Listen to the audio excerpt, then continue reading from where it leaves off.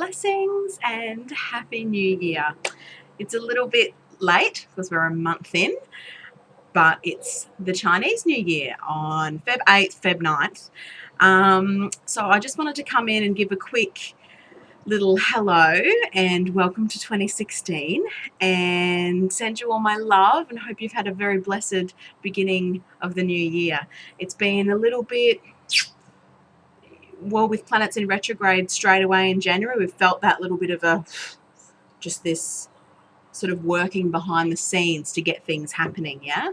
And today, there's this real shift in energy, and the new moon's nearly upon us here in Brisbane. It's midnight tonight, actually, so it's tomorrow morning, Tuesday the 9th, and that will bring us into the Chinese New Year of the fire monkey. So there's a lot of excitement and anticipation around this new year. The fire energy will be here, so there's enthusiasm and action and passion and drive and moving forward. So having that fire energy around us will be really positive this year. And just this rebirthing, I'm feeling this really massive rebirthing to really become who we really are. And with this Aquarian new moon tomorrow on Tuesday the 9th here in Brisbane, it's a really potent time for you to sit down into this new moon energy and ask yourself how you really are. How you really are. Because this year, as we know, as I said in my December for the 2016 overview, is that authenticity will shine through now. Energy speaks louder than words. So this authenticity is, we're really stepping into who we are, not what we think we are anymore, who we are, and that's just permeating out toward us, or out toward everyone else. And it's about forging our own path and not following, and that this Aquarian new moon is giving us this opportunity to do this. So tapping into this energy of this Aquarian new moon and, asking yourself some questions, how you are you, how me am I? And, who do I want to be and how do I desire to feel? And I really take this as our second our second chance, new year. The 1st of January doesn't often fall on a new moon. So we have this new moon, Chinese New Year, which is when the Chinese New Year falls on, always the second new moon of our year. Because it's a lunar cycle for those guys. And I love it. It feels really fresh for me. I love working with the Chinese animals. I think they're amazing. So actually mapping out now from day one of the monkey year to next year, before we move into the year of the rooster. And just, this monkey energy is, daring us to be different. It's encouraging you to be who you are, to be who you really are, not who you think you should be, or not what society thinks you should be doing, or not seeking the job that your mum thought you should do. It's actually dropping in and asking, well, who actually am I? Without all the preconceived ideas and without society's notions and without other people's opinions, because, other people's opinions of you matter very, very, very little. Your opinion on yourself is what matters the most. And if you value yourself based on other people's opinions, this is going to be a massive year for you. You're going to, might be quite turbulent, because you're going to be shown that it's you. You are the key to your life. And if you're valuing yourself, you just gift it over to other people. Oh, you tell me how I should feel, look, think, say, be, who I should be, what job I should have. You tell me if I'm accepted. There's that emptiness. Nothing ever seeked outside of ourselves will ever fill our cups. And this year, and under this energy, it's potent. And this new moon Aquarius fire monkey, they feel one and the same. They're innovative, they're creative, they're unique, they're eccentric. And then you've got the monkey fun and all that monkey yumminess, adventure and restlessness and energy and all those sorts of things. So there's actually a really positive sphere of light that I'm feeling today. It's it's really, really beautiful. I've been just doing lots of writing and lots of overviews for my clients, and yeah, it's there's really positive energy in the air. Now we have Mars going retrograde in a couple of weeks in shadow. Mars goes into retrograde April to June. April to June, but the shadow period's quite long. So Mars only goes into retrograde every 2 years. So it's not an energy that we're used to playing with. And in this really active, creative, vibrant energy, we have to really utilize this time that it's in retrograde. So for the next 2 weeks before it goes into shadow, I was listening to another astrologer, because I watch astrology all day, every day, forever, and or read it or write about it, or whatever, just as long as it's astrology. And I was watching the Leo King, who I love, and he was just talking about this next 2 weeks being like, not the eye of the needle, but the vast expansiveness that we just need to get through.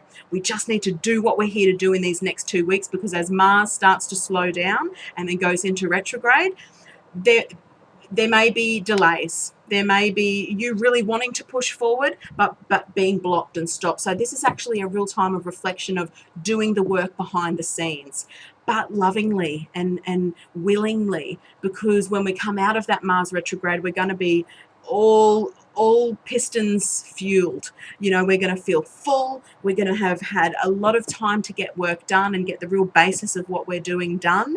And as we know, it's a 9-year. So in that time, maybe it's a clearing out for you. Maybe it's attending, crystal bowl baths, or attending workshops, or whatever it is, to really just be in this energy, be in this stillness of that Mars retrograde, because Mars is action, and it's going to be in Scorpio quite a lot. So it's all deep, it's all reflective, it's all diving deep down. We know Scorpio energy. So the Scorpio energy is all about self and secrets and what's hidden underneath, what's beneath there. So this Mars retrograding will be bringing those things to the surface, and again, I feel that this really coincides with this new potent moon in Aquarius tomorrow.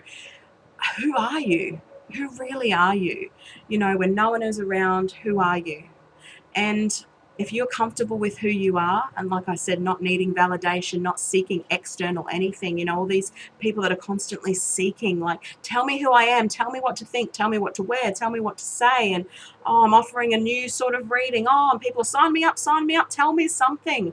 Look, I get that guidance is absolutely necessary. I mean, it's the foundation of my business, but it's who I am. I love being able to share wisdoms and truths, but it's just this vessel of the universe coming through me. It's astrology, it's numerology, and it's energy, but the power is within you. Everything is within you. All answers, all truths, all wisdoms are within you, and constantly, and of course sometimes going somewhere for some guidance or support. And I'm doing these energy overviews, and they're all based on your astrology for the year, your numerology, and I'm doing a 12 oracle card reading for you after I've done all of that. So all of the energy is imbued in that. It's all you. It's your blueprint. And because you know everything about you, and when we're constantly seeking, it's like holes in the aura, like an ozone layer. We're not filling ourselves up enough with our own knowledge, our own truth, our own wisdom. Our voice gets lost. That intuition, those internal feelings start to get quieter and quieter and quieter. But when the outside noise means very little to you, and you are very rarely seeking external opinions more so than anything, or tell me if I'm with my soulmate, or tell me all of these things about me, you become full and you hear a lot more. So, in silence, we hear a lot more. So I ask in the Mars retrograde time, just to be a little bit silent within yourself, maybe, yes, maybe dive into sound circles or workshops where they're filling your solar plexus chakra, giving you wisdoms and knowledge, but then go within and reevaluate, because this monkey year also is about tricks and us learning to not be so serious, and to also question things. What feels right for me, might not be right for you. And the way I live and what I share might not resonate with you. And hey, that is, if it's not talking to you here, firstly, well, it's okay to let that go, and in this 9 year, I encourage you to consult consult your own soul. Consult your own soul. And I believe that all the answers will come to you this year about you, and some of them may be hard, and you will work through those. But ultimately, we are releasing all that no longer serves us anymore, all of it, and letting go of beliefs. And I'm sure if you've been like me, just clearing the house, like just clothes and shoes and just stuff I haven't worn for ages, and just going through stuff and clearing. There's a potency to this year it's pretty special. So, and it is all about encouraging you to step up and announce to the world who you are. So in absolute light and joy and gratitude, I will leave you with that today, and I'll definitely be doing vlogs very regularly, as I was last year. This was just my little hello, it's a new moon. Oh, I feel so yummy and divine, and I'm happy to see you all. I'm doing a beautiful 29-day program at the moment. I've got 111, of course, 111 women signed up, and I'm loving it. There's so much in store this year, and when we can, make a decision and commit to that decision, the universe, when we're showing up for ourselves, the universe opens doorways that, may have been closed for a very long time. So I wish you so much joy for February. It's a really expansive month. It's a really beautiful month. It's a master number month, 11. So it's a gateway. It's new energy. It's spiritual guidance. Tap into what's happening. And over these next 2 weeks,